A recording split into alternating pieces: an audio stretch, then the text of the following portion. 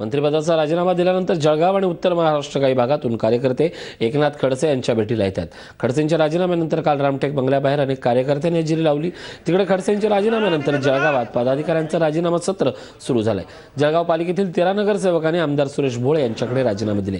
जळगाव जिल्ह्यातील भुसावळ, रावेर, यावल, मुक्ताईनगर, सावदा, फैजपूर, बोदवड, वरणगावमधील सरपंच सदस्य यांनी पदाचे राजीनामे जिल्हाध्यक्ष उदय वाघ यांच्याकडे सोपवले।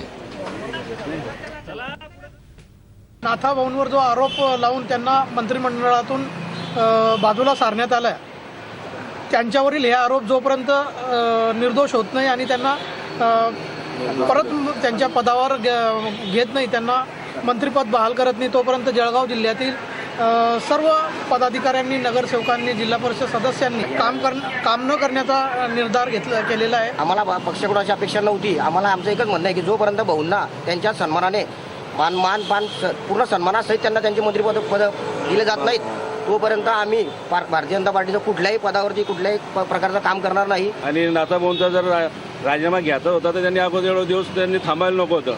त्यांच्या अनेक प्रकारच्या कुठल्याही पुरावा नसताना आणि कागदपत्र नसताना कुणीही उत्तर देत असेल तर आम्ही त्याचा निषेध करतो। त्या निषेधार्थ आम्ही सर्व पदाधिकारी म्हणून राजीनामा दिले।